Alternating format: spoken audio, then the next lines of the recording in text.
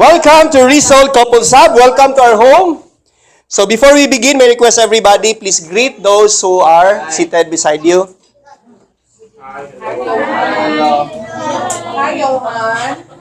Yeah, tell them I'm very happy you're here. So now, husbands, please look at your wife and then please tell your wives, I love the Lord Jesus, you are God's gift to me. I love the Lord Jesus. You are God's gift to me. Okay. Lagi, happy mo? Happy mo siya mga asawa? Okay, sige. Again. Let's tell our wives. Love, Mitch. Sige. I love the Lord Jesus. You are God's gift to me. Sige, husbands. I love the Lord Jesus. You are God's gift to me. You are God's gift to me. And then wives. So this is now the wives' turn. Wives, please look at your husbands and then please tell your husbands, I love the Lord Jesus. I will be God's gift to you. I love the Lord Jesus. I will be God's gift to you. I will change you. So Psalm 118 verse 24 says, this is the day that the Lord has made. Let us rejoice and be glad in it. Agree ba mo? This is the Lord's night tonight. This is God's night tonight. Yes. So we will be doing breakthroughs. We will be doing great things. We will do God's work. And we will study the Word of God. So in the minutes to come, we will be talking about God's Word, God's principles. So mga prinsipyo sa Ginoo atong tun-an, and as you know, it will dominate, it will win. God's principle will always manifest. Magawas yun na siya. They go beyond age, generations, and positions. So walay makaingon nga 80 years old na ko, di na ko maiguan ang prinsipyo sa Ginoo. Regardless of one's status, God's principle will prevail. Regardless of one's position and awards in life, God's principle will always stand. So masipag dato kay ka, businessman ka, daghan kay kag negosyo sa kalibutan, mo kuan gyud ang kuan mo daw gyud ang prinsipyo sa Ginoo. Regardless also if he is a member of Result Church, maski pag Jew gani, di ba? Ang Jew karon, chosen people, dili gyapon sila ma-shield sa pulong or sa kuan sa prinsipyo sa Ginoo. So there is a time appointed for everything. There is a time to work. Nag-work ta ganina, did we work? And then did we serve our masters with fear and trembling? Ato bang gihatag ang tanan sa atong mga kuan, atong mga masters, atong mga bosses? There is also a time to share the gospel. Kinsa may nag-share sa gospel ganina? Wala kay work man sad ta. Work. And then there is also a time to just sit down and listen to the word of God and be equipped, trained, and mentored. And now is the time. So karon kuan la sa tad, let's have dinner, let's have our meals, let's have our soft drinks there. And let's just listen and then let's reflect on the words tonight. So we are here for God's divine appointment. It's by no accident or luck that we are here. And we are here for a very big purpose. God sanctified us. Kung mayroon kang sanctified, gilay ito sa Ginoo. He made us holy to pray for one another, to magnify Him, to exalt Him, and to discover new and practical principles. So what is in the news? What are people so curious about these days? What's flooding social media? Anyone? According to Alexa. November 23. According to Alexa. Si Alexa, kana AI na siya sa Russia will attack. Russia will attack Germany na daw ko, no? So, I have here collected 4. First is US President Biden will have a meeting with Chinese President Xi Jinping on Wednesday. So, mag-meeting sila on Wednesday because of the APEC summit. And then, ang venue niya is in San Francisco. So, San Francisco, United States. So, magkita sila. So, they're expected to talk about the Israel and Hamas war, Russia's invasion of Ukraine, North Korea's ties with Russia, Taiwan, the Indo-Pacific human rights, fentanyl. Appeal ang fentanyl. What's fentanyl? Yung itambal siya ba? So, appeal sila isutan. And also, appeal na sa ilahang agenda is artificial intelligence. So, grabe na yun yung artificial intelligence. And also, fair trade and economic relations. And next is, the U.S. has already expressed growing concern over the death toll in Palestine. Di ba po, meron kay, grabe kayo ka-supportive ang U.S. Although, until now man, supportive magit sila. Pero, nag-mention na sa sila nga, yes, indeed, morag medyo, alarmed namin kayo. And Israel has agreed to daily humanitarian pauses in fighting in northern Gaza. So, pagsugod yun sa gira, grabe yun kayo, wala undangay yun ang gira. Pero karon kay ingon ang Israel, nga musugot mi, og no ceasefire, but pause lang.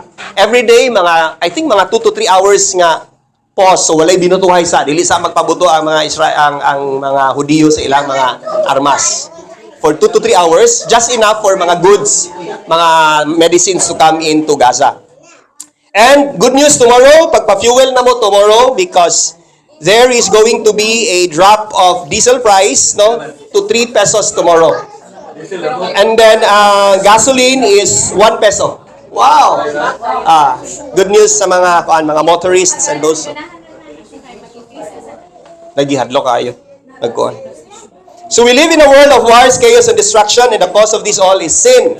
It is the cause of all our predicaments. No, sin causes us to die. Sin causes wars. Sin causes troubles in society. Sin causes troubles in family. So naay mga panagdikil, may mga panag-away sa mga matag-isa ka mga balay, it's because of sin. And that's why also we need a Savior. And that's what Jesus came here for, to save us from destruction. Kaya nga itong lakaw is a walk to perdition, it's a walk to death, but because of the death and resurrection of Jesus Christ, we were saved from that. And why should we be very curious about that? Because you have to know the magnitude of the problem. Dapat kabalutaon sa katako niya problema. Dili ni siya gamay nga problema. You have to know also what to pray for. So we add na to sa tuang mga devotionals and our morning and evening prayers. And you have to know also our position. Because if you are a Christian here in this whole church, our main job is to share the gospel. That's a given. And then after that is ato pa silang disciple, mentor. Because we need to build a godly nation and a God-centered people. And who else are called but us, no? The children of God. Kita sa Rizal. The difference makers, the groundbreakers, and the revolutionists. Also, specifically in this group, the Rizal couple sub. So marriage is like global events. In marriage, there is chaos, there is divorce, and there is disappointments. If God is not in it, wala gani ang Ginoo diha, gubot yung na siya. When there is bankruptcy in the emotional bank account, and also, when the love languages are not met. So naagyoy gira, naagyoy samok. So there was this man who attended a Halloween party. He was dressed in devil's costume, red shirt, and a horn. Kisay naka-join diri og kanang Halloween party. So it's beginning to gain popularity here in the Philippines. So wala man na sa atong culture. Karon kay gasugod na og kuan. Ang ayan ra ba kita mag-Halloween party kay atong mga balbal kulba ayo daong. Layo ra kay na mga vampires sa Amerika, kay di ba mga vampires sa Amerika kay sa buhi pa gwapo pagka-vampire na mo gwapo magsamot. Ang sato kay mas pangit yun, kay pangit na daan. Pangit pag yung gayo, pagkabalbal na. So there is this story, no? Nagsuot siya og red shirt and horn. So naa siya sungay. Kay nagpapil man siya og Halloween party. And he was walking towards the party that night. It rained hard. Nag-ulan. So he looked for a shelter to avoid getting his suit wet. Pero actually gisuot na niya. Nakasuot siya og devil's squad. Ang iyang attire is itsura sa demonyo. So pula and then na siya sungay. Dabi nag-ulan man. So the shelter that he saw, of all places, was a chapel where Christians were praying, having overnight prayer watch. So dito pagid sila, dito pagid siya, nakasulod sa Christian nga chapel. And so he was in a hurry, getting out of the rain, and so he pushed the door, and it created a lot of noise, so that the people who were praying, they turned around towards the noise. So dali-dali ba siya, kay gaulan ba ya? So they thought it was the evil incarnate, and so everyone ran outside. So sayunan ka, makita ka, buto lang kayo, apertahan mo yan, sungay, nakapula pa yun. So some of them jumped out of the window, including the pastor, pati ang pastor, nakadaga ng pastor. The guy was surprised. Why are they running away? He forgot that he was wearing the devil's costume. Nakalimot siya, nakatire siya, kay nagulan man, nagdali-dali siya. So everyone ran except an old lady whose dress was caught in a chair. And so the guy walked to the old lady. She was trembling. The lady was trembling. And so he wanted to ask why everybody was running. But before he could ask, tumatanong niya ang babae, nanagad sila. Pero sa wapagit siya nakapangutana, nag-unan ng babae ang tiguaingon. Siya nga, Satan, I have been a member of this church for so long, but I have always been on your side all along. So hindi madawat na atong phone, no, kana madugay na kay di ba frequent dili pare sa brand new pa nga. Marag once a day ra mag-charge, yung holding nga gamit. Karon pare sa akong phone, holding nga charge, holding nga use, pare katulunan nimo i-recharge, magbalik-balik na. So at midnight, wife's mobile phone beeps. The husband checks it and he was very angry. He wakes his wife up. Ibasa man niya. And then ingon din ang husband, so kay siya, who is this person say beautiful? Kinsa man ang tao nga nagsulti sa imo, tawag sa imo gwapa or beautiful. And then surprised, the wife checks her mobile phone, gibasa sa siyang asawa, gikuha niya. Abi. So pagbasa niya, ingon siya, "Hoy amaw, paggamit og magnifying glass, dili na beautiful, battery full." So husbands, basaha og ayo ang phone sa inyong wife before ta masako. So on wedding night, a man asked his wife, wedding night. So that was their first time nila nga ilang i-consummate ang ilang marriage. Ingon dayon ang banay siya nga abi nako first boyfriend ko nimo. Kanang dili naman ka virgin. Ingon din ang wife, ikaw gyud akong first boyfriend. Ang uban customers sabi ato nako. So let us define marriage on the basis of scripture. Let us ask the Bible. So let us open our Bibles to 2 Corinthians chapter 10 verse 12. So let us read this verse all together and then let's reflect on the word of scripture and let's ask God, Lord, what's your message today? Unsa imong plan, unsa imong program, unsa imong gusto nga ipaabot sa mga karong gabi una. Okay, let's read this all together. 2 Corinthians chapter 10 verse 12. Not that we dare to classify or compare ourselves with some of those who are commending themselves, but when they measure themselves by one another and compare themselves with one another, they are without understanding. Okay, again, kay buo naman kayo siya. Okay, not that we dare to classify or compare ourselves with some of those who are commending themselves, but when they measure themselves by one another and compare themselves with one another, they are without understanding. So last time we talked about, so mo ni siya to topic last week, no, the other three things loving husbands should do to their wives. So sayang kayo ang wala diri nga mga wives. Sayang kayo kay it's about tao ka ng husbands. Lagi doon na ko aning ko anda doon lagi madunggan lagi niya ang ko ang church bell ringing.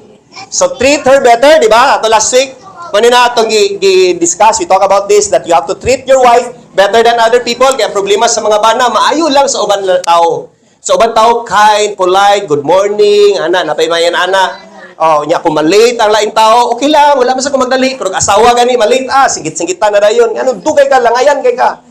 Dili dapat, ana. And then second, you have to increase your effort. In marriage, it is not 50-50. It is not one for me and one for you. But in marriage, it is 60-50. 60 for you love, 50 for me. 2 for you love, 1 for me. Meaning to say, ang application, ana, maingon kayo siya, bulag na ta, tagay pagid sa og more understanding and more patience. Dili gid ko, ana. And the next is, ask questions.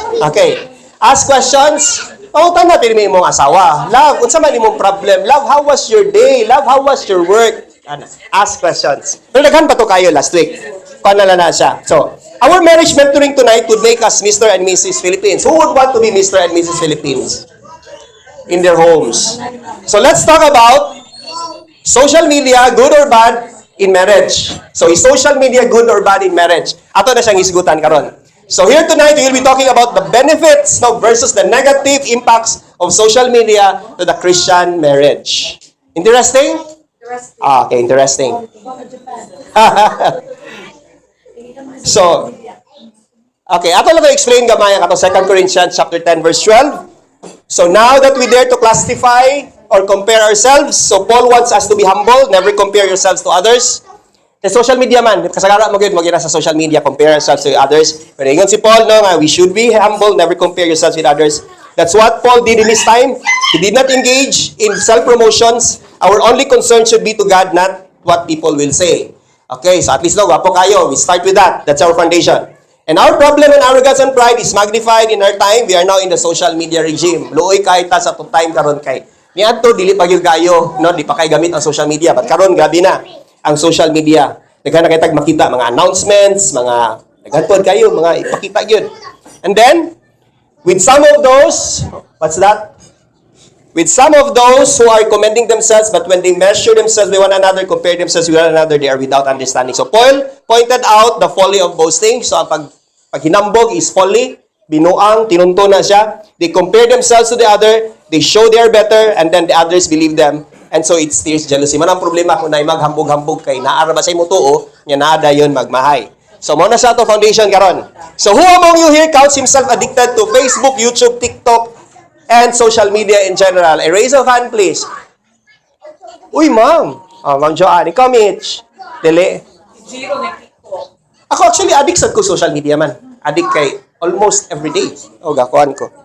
So, okay, kinsa may dili addicted diri, pero when they wake up in the morning, the first thing that he checks is his phone. Ang unang niyang hawiran, iyang phone. Anyone? Ano man yun? Sa man dapat hawiran, Pastor? Si Mark. Ha?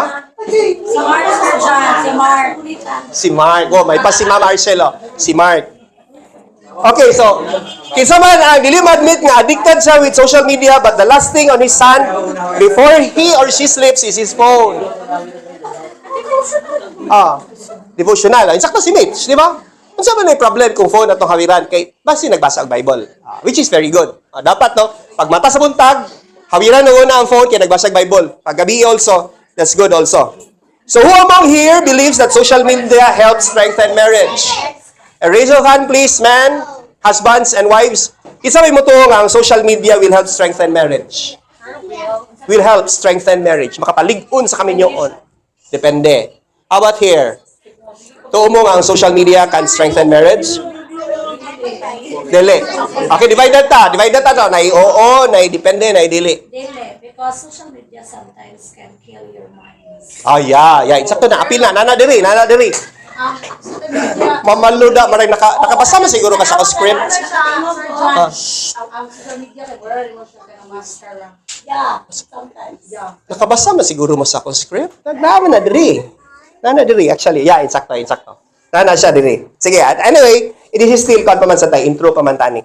So, social media, whether we like it or not, is an important part already.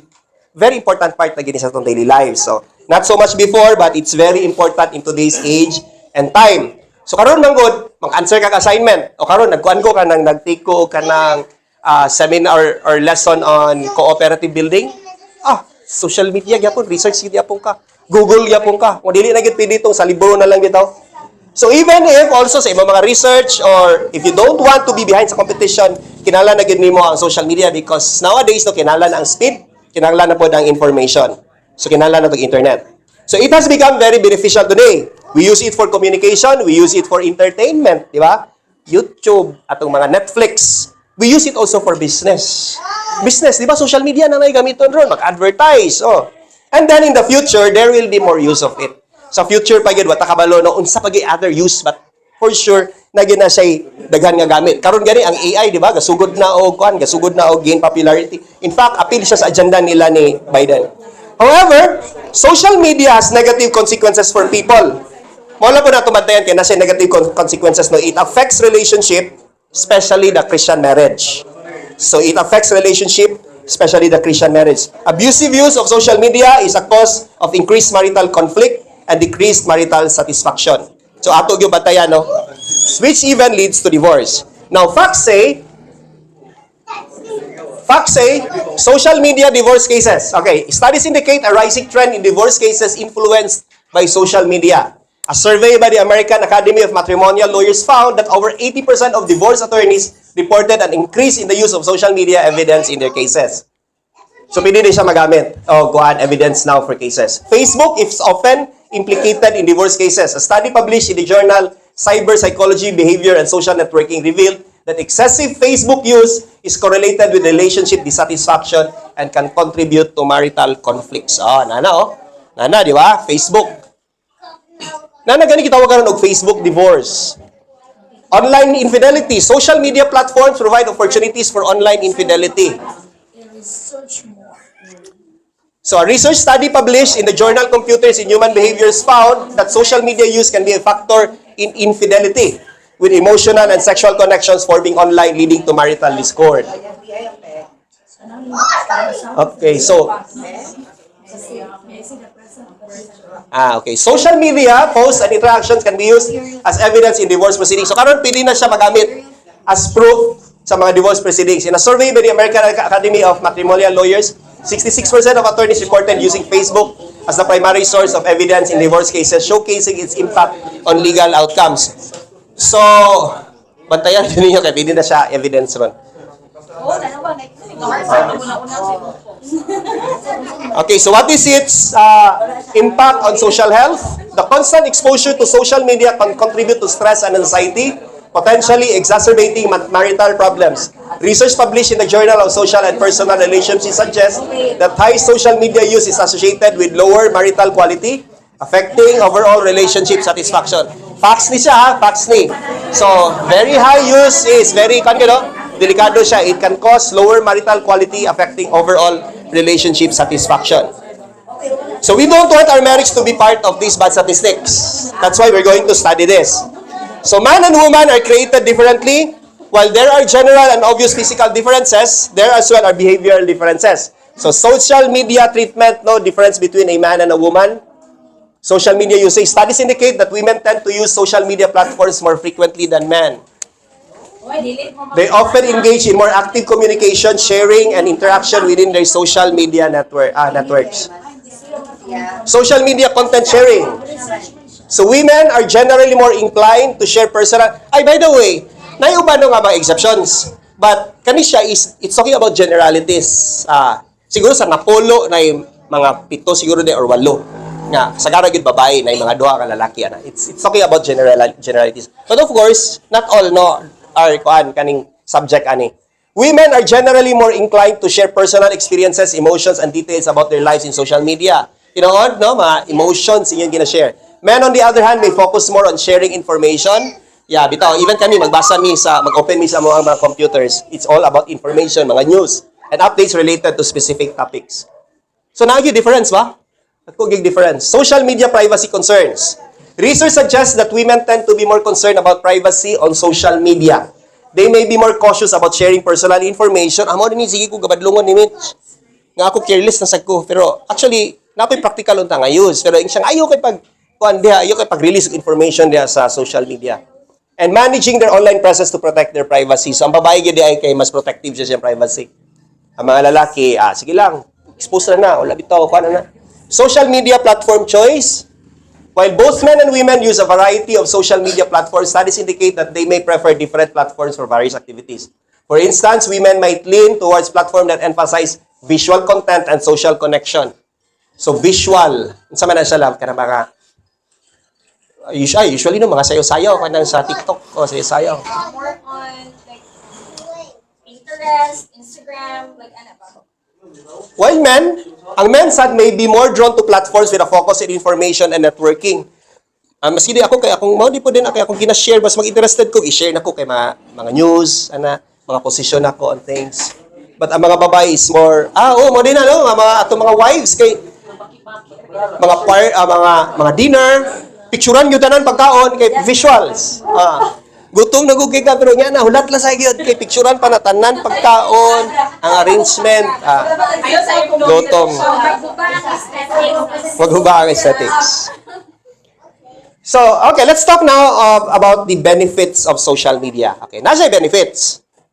So, before no, ang kalibutan maray inganani pa lang bulag kay kalibutan pero karon mura na siya nasumpay. Sumpay na siya. So, it has benefits.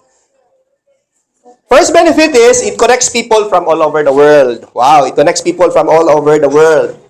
So maybe kung makita niyo mo imo husband, mga wives nga nagtanaw sa ilahang phone, ayo lang din magduda diretso. Basta nakikonnect lang sa mga friends, no. So that's one of the biggest advantage of social media, connection of people from all over the world. So karon there are already no geographical barriers. So dili na ingon ani. Wala na barriers sa sea, sa continent, wala na, no? Inikstoryahan nimo. Grabe, nasa Hawaii, nasa Europe, na diha. So it connects people from all over the world. So we can already communicate face-to-face, no, at FaceTime pa yun, even if they are in different corners of the world. So FaceTime, naami yun. Kuandra ka ng diri-diretso na gidya.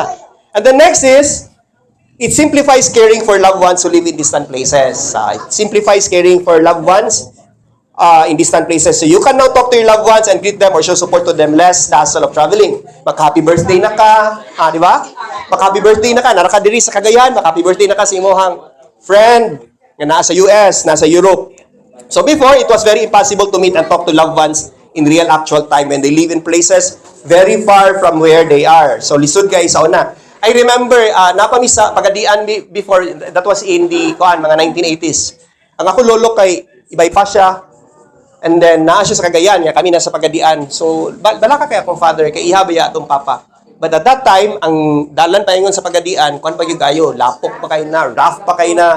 Karon ma-travel na lang nimo from Cagayan to Pagadian, mga 4 hours. Before, marag 1 day gana siya. So, wala nakato akong papa. Wala in taon siya nakahatag og encouragement sa yahang amahan. No, nga kung gusto kayo ito siya. Pero karon dali na kayo, no? Paano lang? I-video call na lang, maka-greet na rin ta, maka-encourage na rin ta, nga, you'll do well, I'll pray for you, face-to-face. So, it simplifies caring for loved ones who live in distant places. And next is, It provides opportunities for development in relationships. So it provides opportunities. So makakantagi siya. Makadevelop siya sa relationships. So now we can watch and learn from a wealth of resources through YouTube or podcasts about marriages and life issues. Diba, maka-research na ta how to become a good husband, how to treat our wives well. Dali na kayo. Bible, dali na kayo na nasa social media na karon. So Christians nowadays can reach a wider audience and share the good news of Jesus Christ, even pag-share sa good news. Paspas na kayo, social media na lang. And they can win, no, and win people for the Lord Jesus through Facebook, YouTube. So it's a tool now to spread the gospel as what we are compelled to do, di ba? We are asked in Matthew chapter 28, verse 19 to 20, "Go you therefore and teach all nations, baptizing them in the name of the Father, the Son, and the Holy Spirit." So karon, we can use that. So gapo yung gaya na siya. So it provides opportunities for development in relationships. That is, if you're going to use it responsibly and wisely. So social media is a very powerful tool for positive development. Okay, so how about in marriage? Okay, unsa man po diyang benefits in marriage? It also has benefits for marriage. So it can develop higher relationship satisfaction. It can develop higher relationship satisfaction. So when couples post their love stories in Facebook, their photos and reels and status updates, it immortalizes the relationship. Pila na ka years ago, karon nabalingaw mi ni Mitch, makakita sa mga 10 years ago na mo nga ipang post. Dali kayo, masturyahan, nahimot kini, makatawa mi kay so na no kay tambok pa kay akong aping, hawis sa kay akong naong, ana. Wala man ni si Marvin Agustin, karon kay Marvin Agustin nga po dito bulag na. And then also, no, maka-improve gid siya og relationship kay ang social media kakahimo na gud atong activities, di ba? Ganahan na kay tamo. Ato ta og kuan, ato tag Siargao, ato ta ani nga place, nya mag-content ta, mag-shooting nita, maghimo tag content ana, di ba? Mahimo na siya. So bibo na gyud kayo. Mahimo sad mo sad ang unfortunate. So it can develop higher relationship satisfaction. And the next now is it facilitates communication and shared online experiences. It facilitates communication and shared online experiences. So when couples look at their phones together, they share and talk about that, about what they see, and then they laugh, and then they cry also together. Di ba? Bibo kayo sa katanan, kitanaw lang ka. Oh, usahay, wala mo ilang istoryahan, pero pag naay mga gwapo kayo nga mga videos or contents, makita ninyo, i-share ninyo istoryahan. So, gwapo na kayo karon. So, parehapod kami ni Mitch, kanang nami gaatangan nga, naay ka na bitang content, kanang Boy Isog, every Wednesday man na. So, mara na, ingana lang kagamay among kalingawan. Basta Wednesday, ansa na may kuan ni Boy Isog, ansa naman si engineer, na babae na sad si engineer, or ansa na sad yung triplon, lalaki na sad siya. Na, di ba, bibo kayo. So, it facilitates communication and shared online experiences. And the next is, it makes couples connected even when they are in separate places. Of course, parehag po ganina, di ba? It makes couples connected even when they are in separate places. So when the husband or wife is out for a business transaction and is gone for some time, they can still talk to each other through video call and you can have a conversation like he or she is just like there. Aram, ragugol ra mo. Oh, ako biyahe ko Surigao, biyahe ko og Butuan. Puro niya pa migduol, magkana na may video call lang. Then ako ko'y friend sa US. Pila na ka years wala uli. I think 10 years na siya dito. Wala uli ay. Pero mga tanong ko siya, unsa man, kuan, wala na may problema Brad kay katultul na ko, asay kuan kay ginasuroy ko na siya. Every day ginasuroy siya siyang asawa sa ilang balay diri. Suroy sila, love, ana, layo ra biya kay sila. Suroy siya sa kusina, so kabalo siya what's happening sa ilang balay. 24 hours sa gilaha internet. Oh, pero naa siya sa New York ha, ang iyang asawa nara diri sa Cagayan. So it helps couples stand a chance of achieving higher levels of marital satisfaction and lower levels of divorce. So makatabang gid siya. So it makes people connected even when they are in separate places. So when used responsibly, social media can really positively affect Christian marriages. So social media can strengthen relationships of our spouse, of our family, and also with God. Kaya makastudy naman to sa Bible and it also connects. Now, let's talk about, I think you're waiting for this. What are the ugly impacts of social media to Christian marriages? So naa siya positive, naa siya negative. So let's talk about social media, the troubles and then the temptations that it can give and destroy to mga wonderful relationships. Sexy girls. Ah, Pilit din ang mata sa mga boys. apil na dire. Sige lang mga wives. Pero this is for both, ha? Yan din ang kanilang wife. Pwede na nila ka-sexy. Ang ilang is... Pero both ni siya, ha? Both. According to, pas kisa ganito si Peter Peterson, sa tiyahang Jordan Peterson. Ang babae man dayo ug ang lalaki are guilty of pornography. ang lalaki lang is visual, pero ang lalaki is visual. So, mo na pornography sa lalaki, siya makita, pero ang babae kay more on kuan man daw ka nang mabasa. I forgot the term. Kay, ang babae ko no, magsige og basa o kanang, like for example, ang grabe kay nga ga-watch atong 50 Shades of Grey, mga babae. Oh. And that for, what's the name again, Pastor? Kalimot na siya ko. Sorry, 47 years old already. Jordan Peterson. Ang babae is into pornography gyapon pero ilaha kay kanang basa sa libro. Mga basa-basa ng ila sa libro. Pero still then, according to Peterson, who is a psychologist, that's pornography. Guilty gyapon ng babae. Okay, so first, now, social media make us compare. Social media makes us compare the lives of others online that makes us envious. Social media makes us compare the lives of others online that makes us envious. So we have the tendency, since all visuals are already there, right in our very fingertips to compare our lives and relationships to others. Sige na dayon. Makita na to atong friend. Makita na to atong friend nga balo, naminyo og Amerikano. Dato kay gwapo kay sakyanan, gwapo kay balay. Diha na dayon. Susaon na ba tapad na ginako niya pala kopya kay ni. Nya kuan kini siya dili ka kaligo. Gabi na rin kayo, daga na kay istorya. So there is envy. So good na ang envy. Then you feel inadequate. Feeling na nimo inadequate lagi gi-criticize nimo siya pero hala pagkagabi pero gwapo man gyapon gid ang kinabuhi, no? Gwapo man siya sakyanan, gwapo man siya balay. And then you'll feel discontentment na dayon. Ana, namatay lagi ang bana, gwapo ka siya balay, paglingi rin mo si mong bana. Kani. Gwapo ra gyud. So magsigi ka na dayon og plano. Pag-away na gidayon mo. Magplano naman. Magplano na. Ako sad apply sad ko og kuan kay maadto ko sa Amerika. Ana, dili naman ang hit sa bana, dili na magpahibalo, maghimo-himo na sa iyang on. Okay.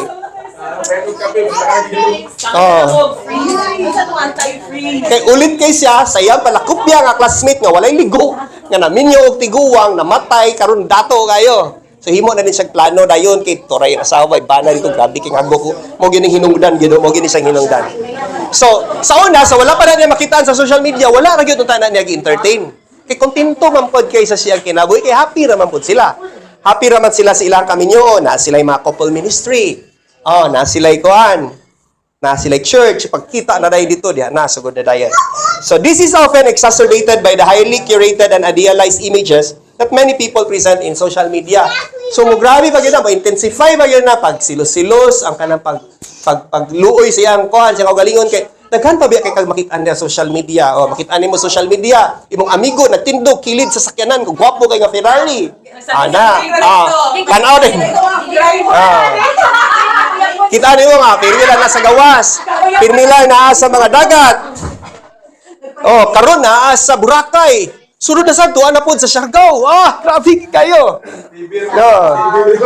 Uban, di ba, mga happy kayo mo makita. Grabe kayo, sige sila sa pictures. Happy kayo sila. Dinner, pero wata kay balo nga. Whole day dito sa nag-uban. Wata sila istoryahan na Tatu pa tong tay nga nagstorya sila kay para lang yun nga matsada ang picture. So this also creates unrealistic expectation and standards for ourselves. So pareha na lagi kita mo imong amigo nga naay sakyanan, gwapo kay sakyanan, nagtindog siya dito. So wala na maghimo na ni kag mga standard na dayon nga grabe ba na siya auto 40 years old dapat gid unta ang 40 years old na nagid untay sakyanan no di pareha ni ako bana nga sige ra ana sakay motor lang gyapon Pero di ay, wala niya gitanaw nga. Sakto to. Nagtindog naman ay sakto sa kilid. Nagpa-picture na kay ikaw. Grabe na kayo mong kanba. Kay suya na gigay ka. So never use this. Now, use your blessings or never forget this. Use your blessings for God, not to please people. So natay mga blessings. Kana naman God, kung mahimo kang people-centric man na magsaya ka. Pero dili gani ka, si God gani imong unahon, bahala pag usapan imo makitaan sa ilaha, pero whatever you have, imo na siya ma-value. So be happy with what you have. Be happy with what you have. Enjoy it first. Kung unsay nasa imo i-enjoy sa until na dayon gamita sa check ayo, squeeze sa ginog ayo. Usa na ka mo kuan. Example, sige sakyanan na lang. Bago pa imong sakyanan gamita sa nag 5 years. Kada yung hantod na gubaon na kay isa ka magpalit og bago. Bago imong iPhone. Kinara ba iba di pagkaugma kay nana si bago na release na pud nga bago nga iPhone 15. Nya lahi ang gi-change di ay. Or even ang laptop. Ang laptop, pastor, iba, ang imong laptop o kanisya kay, gamay ra ang difference ba? Pero pag introduce ani, grabe kayong pinalitay sa tao, ipanglabay siguro to nila ilang mga daan nga laptop. Mga pastor dyan, iPhone. mamalik ka na lang kidney para maka-iPhone. iPhone. Kaya kay magkagawa kay nag-upgrade. Basta na sa ibaligya. Lagi na pagkakit ni. O, gamita sa og pag-ayo. So bago mo nag-atog Boracay, pahutas ako sa katuig, dili kay pagka next week na sad kay na sa Daig Siargao, at na sa wala pa gani na fully paid, utang pa gani ito. So until you already enjoyed it or you've already enjoyed it, no. So that's the time that be ready na dayon for another blessing. Enjoy sa siya. Kay nga naman ko, di ba paano kay na kanang very common kay na siya even sa iyo sige na. Bago pa gani kay nagpalit ba nagsuya-suya kay mo na ni ko na si bago nga model, sige sila nagpalit wala pa gani lagi enjoy. Enjoy your blessings, use it for the Lord, no? And every time you have something, no, ask the Lord, no, what is it in for you, Lord? Tagaan ka mga blessings, always ask that, Lord, unsa may para sa imo ani? Asa man nako gamiton? So unless you have already squeezed out and already got all satisfaction from it, that's the time that you plan on moving to replace it. Dili kay magsige og change. Okay, next is social media is addictive and distracting. Agree mo ani? It's addictive and distracting. So social media pulls us away from our responsibilities. Pag mata sa buntag, cellphone na ang hawiran, no? Unya pa na, pila pa na ka oras, usa pa na manghipos sa sigdaanan, unya pa gyud na manglilhig kay, Paguman pamahaw, cellphone na sad. Adi pa na mahugasan ang plato, dili pa na, sus, grabe kay mag-cellphone, di pa na maligo. Paguman pa ni hapon, cellphone na sad. Adi pa na makahugas plato, di pa na makaligo, di pa na makaredy og tulog. Abdan pa nag alas 12 sa gabi, alaunas gabi. So social media pulls us away from our relationship with our family and our spouse. So wala na po yung sex life. Wala na. Wala naman. Di naman magstorya. Sige naman og inatbangay. So it destroys relationship. Social media interferes with our ability to be present. No, it interferes with our ability to be present. Dugol naman yung gay mo. Narama mo diha, pero actually lagyo kay mo. Kaya iyang gitanaw na nasa America, na nasa sa Mars. Lagyo kay mo. Sometimes pangutanaw ni mo. Wala ka nang kuan, nakasabot sa imong gipangutan na kay wala man nag-focus man. So man daghan kay malimtan na mga yabe, malimtan na mga pitaka, malimtan na ng kwarta kay wala man dili focus. So that's the negative effect there, no. Social media is addictive and distracting. So Ephesians chapter 5:15-16 says, Look carefully then how you walk, not as unwise but as wise, making the best use of the time. So make use of your time, no, because the days are evil. Look carefully then and how you walk, not as unwise but wise. So gignan ta sa Ginoo nga don't walk like fools, no, but walk like wise person or wise people. So muna siya. Social media is addictive and distracting. There was this illustration in the internet. It reads, Dear wife, na-share na din ni mo, Pastor. Na-share na ni Pastor Jericho. Okay, na-share na ni siya ni Pastor Jericho. So there was this illustration. It reads, Dear wife, I'm writing you this letter to tell you that I'm leaving you forever. I've been a good man to you for 7 years and I have nothing to show for it. These last 2 weeks have been hell. Your boss called to tell me that you quit your job today and that was the last straw. So giswatan niya ang iyahang asawa. Nga kapoy na ko sa imuha, muni ang imong problema sa kuha. Last week you came home and you didn't even notice that I had a new haircut and had cooked your favorite meal. Last week, pag uli nimo, wag nimo na notice. Pag sulod nimo sa balay nga bago akong buhok, nagluto kay ko sa imong favorite nga pagkaon. You ate in 2 minutes and went straight to sleep after watching all your soap operas on TV. You don't tell me you love me anymore. Oh, wow. Ignan niya iyahang bana nga, ay asawa nga, dili na gani ka, I love you sa kuha. You don't want sex or anything that connects us as husband and wife. Either you're cheating on me or you don't love me anymore. Whether the case or whatever the case, I'm going out of this house, babu, your ex-husband. P.S. Don't try to find me. Ayaw ko pangitaa. Your sister and I are moving away to Manila together. Have a great life. Now, nag-reply dayon ang iyang asawa, ni balos ang iyang asawa, nagsuwat siya letter. Dear ex-husband, nothing has made my day more than receiving your letter. It's true that you and I have been married for 7 years, although a good man is a far cry from what you have been. I watch soap operas on TV so much because they drown out your constant whining and griping. Amo nang kasigi kagkuan lang. Anong? Masin. Too bad that doesn't work. Okay na lang. I did notice when you got a haircut last week, but the first thing that came to my mind was that you look just like a girl. Since my mother raised me to not say anything of you, if you can't say something nice, I didn't comment. So ingon niyang wife na wala na lang ko nag-comment kay gitudluan ko sa akong mama nga dili mag-say og bad words. And when you cooked my favorite meal, you must have gotten confused with my sister because I stopped eating pork 7 years ago. So yung pa na rin, sirag luto og pork. Oh, pero dili naman siya kaka og pork. After all this, I still love you and I felt that we could work it out. So when I hit the lotto for 10 million pesos, nakadaog siya loto. Oh. I quit my job. Mo dito nga, gitangtang siya. Mo dito nga, ingon yung bana nga, nagtawag ko sa yung office, wala naman ka dito nagtrabaho. Mo di nga, nag-quit ang babay siya, nakadaog mo siya loto. And bought us 2 tickets to Jamaica, but when I got home, you were gone. Everything happens for a reason. I hope you have the fulfilling life you always wanted.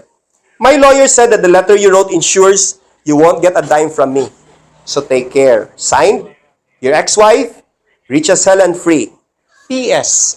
Naghimo pa siya postscript. Okay, listen to his story postscript. I don't know if I ever told you this, but my sister that you ran away with, my sister Carla was born Carl. I hope that's not a problem. Si Carl Mandi Aito, yan ko. Okay, next is, social media can present opportunities for temptation and infidelity. Muna ni siya ang reason why I chose that there, kana siya nga picture. So, social media can present opportunities for temptation and infidelity.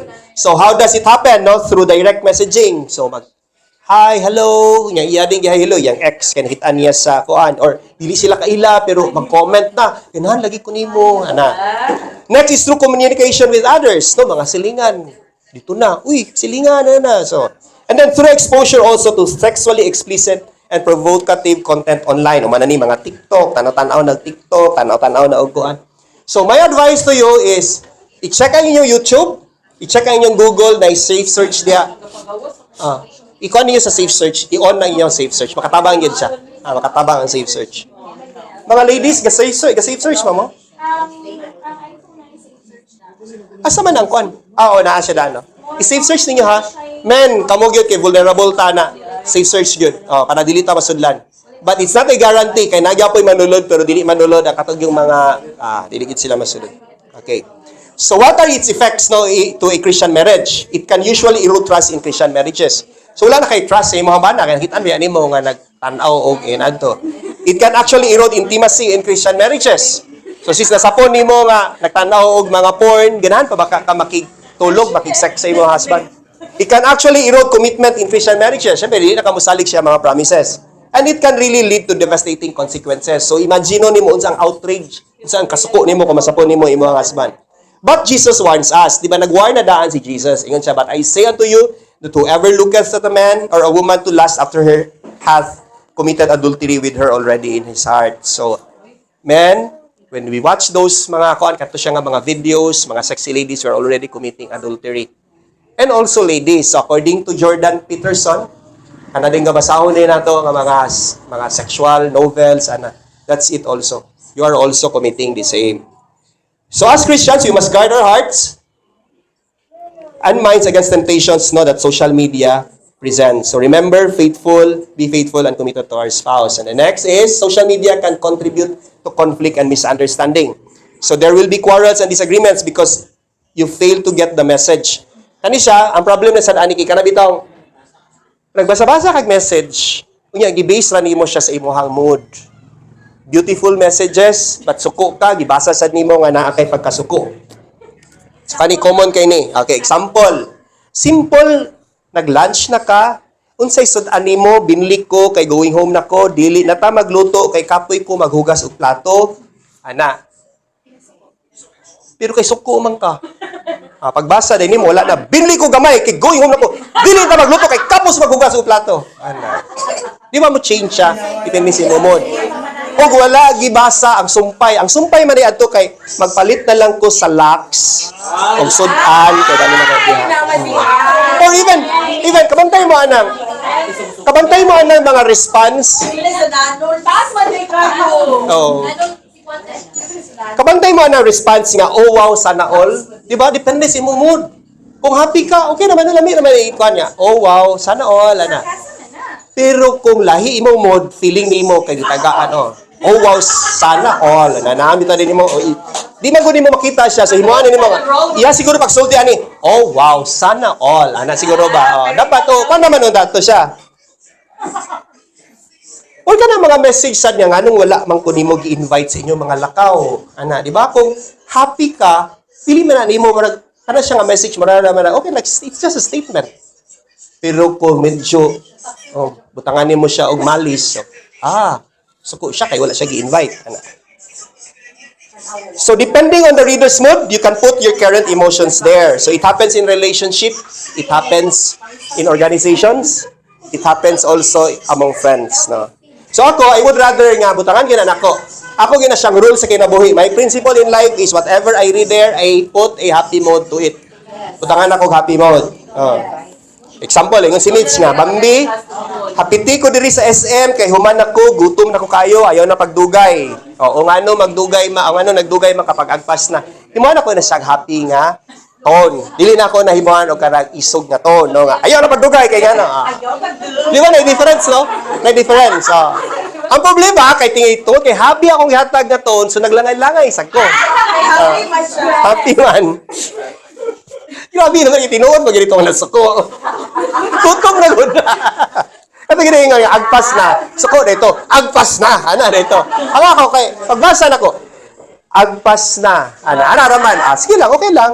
Ana hinahinay lang ang may face. So misinterpretation and communication can undermine the trust, respect, and love na essential to healthy relationship.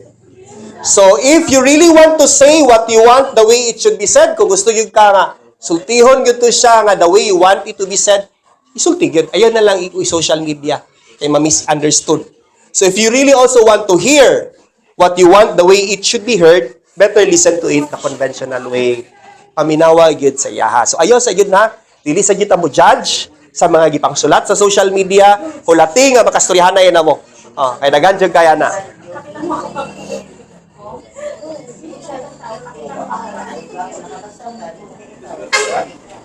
So we have to use social media to improve relationships with our spouse, to improve relationships with our family, and to improve relationship with God. So, as a conclusion, no, this is what I would say. This is what I would want you to do also. No to hate speech in social media. Be careful yun sa tong isulat sa social media. No to wasteful, excessive time watching social media contents. Ayaw niya hulata inyong oras, mga excessive things sa social media. And no pornography in social media. No pornography. Okay, so let's have our discussion questions. So this is our discussion question. So what to siya, no? Use social media to improve relationships. Use social media to improve relationship with your family. And use it to improve relationship with God. Okay, this is our discussion question. Okay, sige. In the dance of marriage, let love lead, not the scrolling feed. Social media can be a distraction, but the real celebration happens in the sacred space of commitment. So let love lead, not the scrolling feed. Gugma ang patibabaw, ayaw ng social media or mga problem social media. Okay, what challenges have you experienced in your marriage that is about your spouse's use of social media? So naana ba mo inaaway, naawayan na ba ninyo before? So you can discuss that out there. What did you learn about your spouse on his or her use of social media? Unsa man imo nadiskubrihan? Ginagamit ba niya siya sa imong spouse for good? Addict lagi siya sa social media pero gigamit man sa din niya sa research. Okay. And then, does your spouse's social media habits strengthen your marriage? Ang ihabang ginabot sa social media, nakapatabang ba sa inyo kami nyo on ron? So that's our discussion question.